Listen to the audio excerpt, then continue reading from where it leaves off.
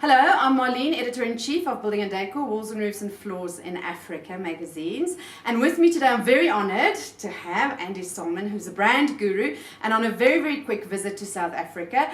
But he has brought his insights and his worldly knowledge around what's happening in the retail space and with brands internationally, globally to South Africa. So we've here to tap into your brain a little bit, Andy. Explain to me a little bit about how you define brands going forward and your brand word and the vision for brands. My vision for brands and my word is brand of on, and it's pronounced brand of on all together.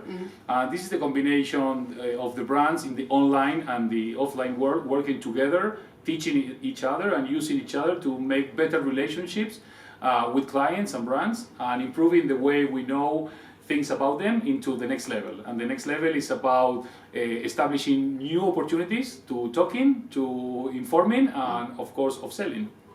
And you were talking about hugging? Yes. Explain the hugging for us. Everyone is talking about technology, and people is crying in a loud voice for emotions. Hugging in my conferences and in my classes is a metaphor of good branding. You can tell lots of things to people, they will forget.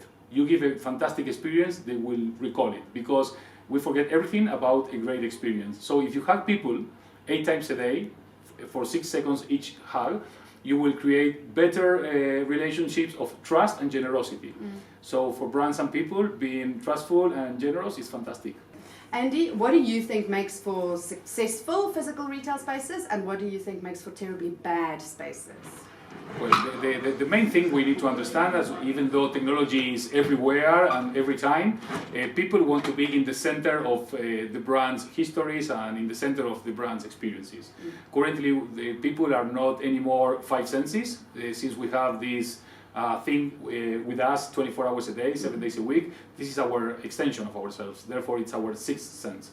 So retailers that are doing well are really offering immersive positive experiences that can connect with all the feelings, not just one, the visual, all of them.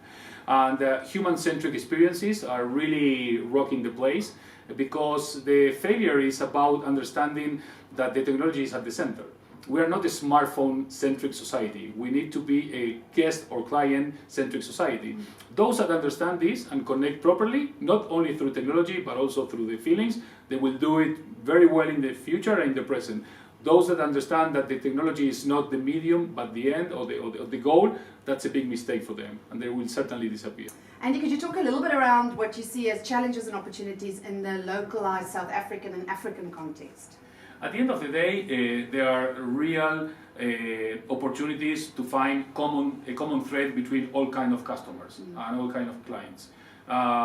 Technology is an enabler. Brands are divided into 2 big groups: price and experience. Some are looking only for price, some are looking only for experience. And to me, the most important differences that are today are more about age than any other thing, because different generations are understanding the relationship with brands and with companies from a different perspective. Some are more aligned with the idea of purpose and goals and commitment. Some are only aligned with the idea of easy and simple and quick. Some are only aligned with the idea of aspirational and belong to a brand or to a community. So I think age is even more important than economics right now. And economics, of course, impact in the shopping centers, but in a way that we wouldn't believe. Poor people want to buy in nice places. They don't want to buy in ugly places. And it's always an aspirational desire that they will have, and they have. And the trend is that every single year more people from the lower classes are going to be evolving. So I think that the big challenge here is understanding people, understanding behaviors, and trying to embrace the challenges, not only for today, but for the next, at least the next decade. Yeah, that's one thing that we're talking about now a lot, is who's your customer of the future, not the customer for right now. Exactly, but also you cannot forget, for instance, no one is talking about the people that is above 65.